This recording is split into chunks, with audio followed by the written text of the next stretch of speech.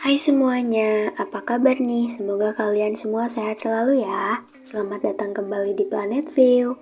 Kali ini kita akan kembali membahas sebuah film bergenre eksploitasi. Film ini berdasarkan kisah nyata yang dirilis di Italia pada tahun 1972. Mari kita masuk ke alur filmnya.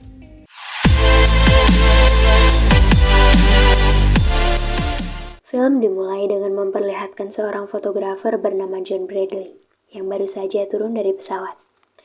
Sekarang dia berada di pusat kota Thailand. Dia terus menelusuri wilayah itu, mulai dari naik perahu sampai jalan kaki sambil mencuri waktu untuk mengambil foto saat ada view yang bagus. Tidak lupa Bradley juga mengambil gambar dari adat sana. Di sini kita diberitahu tentang suku kanibal yang masih hidup di perbatasan. Scene berpindah pada Bradley yang sedang asik nonton tinju. Tapi teman ceweknya tak nyaman di sana. Lalu ada bapak yang menggoda si cewek dan seperti sugar baby pada umumnya, teman Bradley itu pun langsung hayu gaskeun untuk pergi dari ring tinju itu. Setelah pertandingan selesai, barulah Bradley sadar jika temannya sudah hilang dari sana. Tiba-tiba si bapak tadi sengaja menabrak Bradley dan mendodongkan pisau. Sebagai warga negara barat yang menjunjung tinggi bela diri pun, Bradley langsung memutar balik keadaan dan tak sengaja membunuh bapak itu. Bradley langsung kabur dari sana. Berlanjut pada Bradley yang akhirnya mengelilingi Thailand dengan kereta sambil mencari view yang bagus.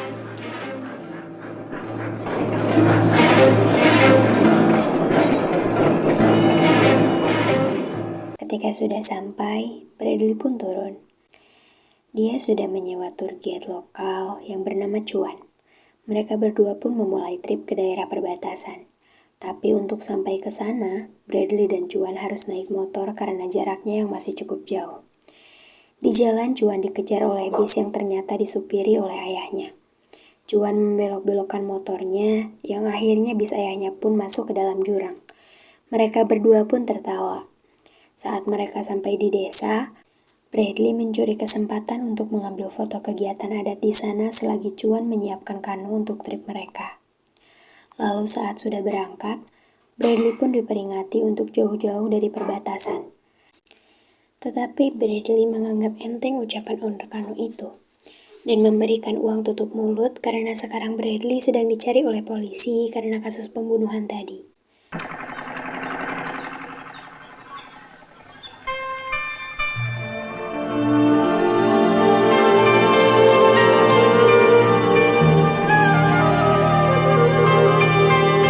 Bradley kini hanya berdua dengan Chuan.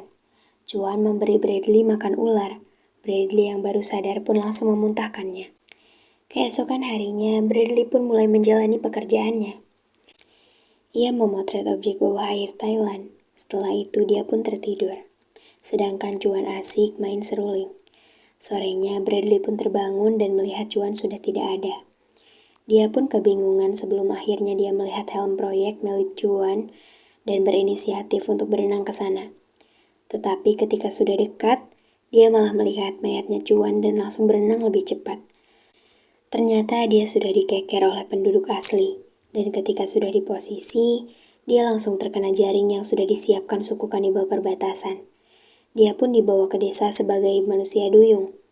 Kepala suku menyuruh untuk menggantung Bradley, tapi posisinya masih di dalam jaring. Sekelompok anak-anak terlihat malah menjahilinya.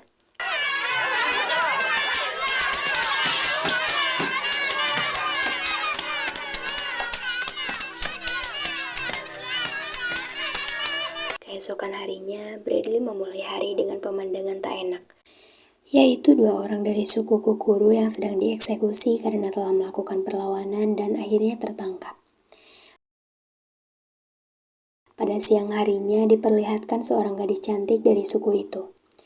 Gadis itu pun meminta kepada ayahnya yang merupakan kepala suku untuk melepaskan Bradley, karena Bradley itu hanya manusia biasa dan niatnya mau dijadikan budak oleh gadis itu.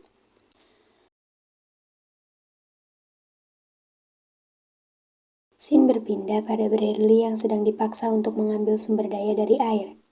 Tapi salah satu orang datang dan memerintah untuk stop menyiksa Bradley, karena dia ternyata manusia biasa dan ia pun diikat di sebuah gubuk.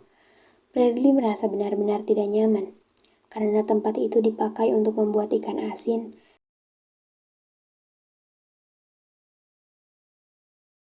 Sedangkan gadis tadi ternyata bernama Maraya. Sekarang dia mengawasi Bradley yang mulai disuruh untuk bekerja serabutan.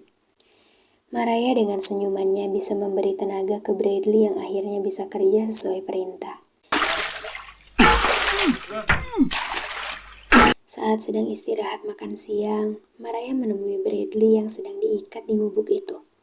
Dia pun membawakan makanan, tetapi Bradley tidak mau makan dan malah menggigit tangannya Maraya. Maraya menjadi kepikiran tentang Bradley terus. Sedangkan seorang wanita tua menghampiri Bradley. Ternyata ia juga bisa berbahasa Inggris. Ia memberitahu Bradley jika hari ini ada perayaan dan mengajaknya untuk kabur. Dia juga bilang kalau dia bisa bahasa Inggris karena diajari misionaris pada zaman dahulu datang ke sukunya. Setelah itu Bradley pun dilepas oleh orang-orang suruhan kepala suku. Dia pun berkeliling dan tak sengaja melihat pemandangan mantap, yaitu Maraya dan teman-temannya yang sedang mandi. Tiba-tiba ada helikopter yang lewat dan bikin semua penduduk asli situ langsung kabur dan bersembunyi. Sedangkan Bradley malah berteriak untuk meminta bantuan. Akhirnya setelah itu, dia dihajar oleh para jagoan dari suku itu. Karena itu juga dia hampir dibunuh sama suku asli. Tetapi Maraya yang sepertinya sudah suka kepada Bradley langsung menahan orang yang berniat untuk membunuh Bradley. Malam harinya, si wanita tua lagi-lagi menyelinap ke gubuk Bradley dan memberikan Bradley obat. Bradley bilang ke wanita tua ini untuk mencarikannya kano agar dia bisa kabur. Tetapi wanita tua ini memperingati Bradley. Jika waktunya tidak tepat, nanti malah jadi bumerang untuk dirinya sendiri. Karena hukuman dari suku ini tidak main-main, Bradley jadi overthinking. Pagi hari ketika Bradley sedang kerja, tiba-tiba ada orang jatuh tertimpa tangga. Dia langsung membantunya. Tapi sayang orang itu tak lagi bisa diselamatkan, dan akhirnya meninggal di tempat. Orang itu pun langsung dikremasi. Setelah acara kremasi selesai, istri korban pun langsung dibuka bajunya dan diselebeu sama salah satu orang dari suku itu. Yang melambangkan wanita itu sekarang sudah terlepas dari suaminya. Yang menjelaskan itu pada Bradley adalah si wanita tua. Setelah si wanita tua selesai bicara, Bradley langsung prepare untuk kabur dari desa itu. Singkat cerita, setelah beberapa persiapan, dia pun kabur dengan peralatan yang seadanya, yaitu bambu runcing. Ada yang melaporkan tentang kaburnya Bradley. Sampai akhirnya kelompok para pejuang pun pergi untuk mengejar Bradley. Awalnya Bradley berhasil bersembunyi, tapi akhirnya dia pun tertangkap dan mereka pun 1 lawan 1. Singkat cerita, Bradley bisa mengalahkan ketua pejuang dari suku itu. Tetapi karena dia sudah kelelahan, dia pun beristirahat dahulu. Sialnya ketika terbangun, dia sudah dikelilingi oleh orang dari suku itu. Dan kepala suku memerintahkan untuk membawa dia kembali ke kurungannya.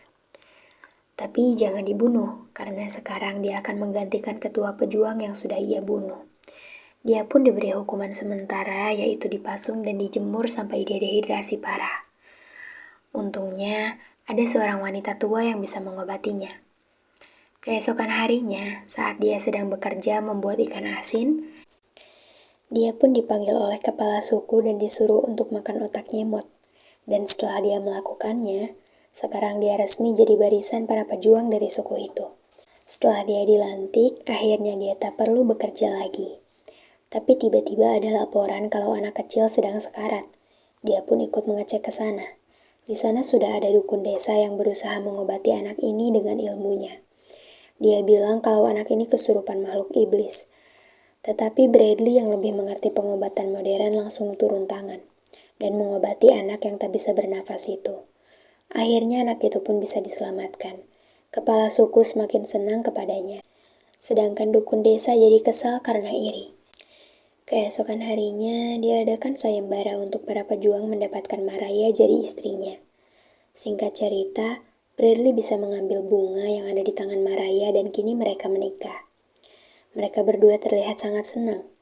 Dukun desa yang tak senang pun memberi aneh-aneh lewat gaib pada Mariah dan Bradley.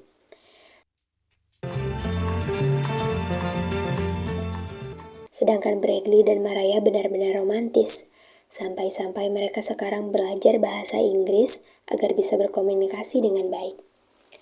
Bradley dipanggil oleh mertuanya dan menerima kabar kalau Mariah sedang hamil. Bradley benar-benar senang, tapi punya anak tak membuat mereka berhenti untuk terus mantap-mantap. Sampai suatu ketika, Mariah yang sedang pergi merasa sakit kepala. Beruntungnya ada wanita tua yang pergi bersamanya. Ia pun langsung diantar pulang untuk istirahat. Sedangkan Bradley jadi benar-benar menikmati hidup dan peradabannya yang baru. Suatu ketika, saat dia sedang ngedate di tengah sungai, dia mendapat laporan bahwa ada suku Kukuru yang menyerang mereka lagi. Saat itu juga tiba-tiba penglihatan Mariah perlahan hilang. Akhirnya Mariah dibawa ke desanya, sedangkan Bradley melawan suku Kukuru. Setelah memberi pelajaran ke Kukuru, dia pun pulang dan menemui istrinya. Mariah divonis buta total. Bradley mendapat ide agar Mariah keluar dari desa itu dan pergi ke Bangkok untuk bisa dapat pengobatan yang lebih proper. Mereka pun kabur pakai kano yang dibantu oleh wanita tua. Namun naasnya, mereka kembali tertangkap. Kini Mariah dan Bradley hanya bisa pasrah. Singkat cerita, sekarang masa bersalin. Di saat itu juga suku Kukuru menyerang desa mereka yang akhirnya membunuh dukun itu. Mariah pun mengungsi agar bisa bersalin. Tapi setelah anak laki-lakinya lahir, Mariah malah sekarat. Setelah mencoba segala cara, dia akhirnya meminta untuk disatukan dengan Bradley. Ayahnya langsung memulai ritual penggabungan darah dan setelah itu Mariah pun meninggalkan Bradley untuk selamanya. Bradley pergi untuk merenung dan mengenang istrinya, tapi dia tidak larut dengan kesedihannya. Dan setelah itu, dia langsung memerintahkan desa untuk kerja, karena kehidupan akan terus berlanjut. Film pun selesai.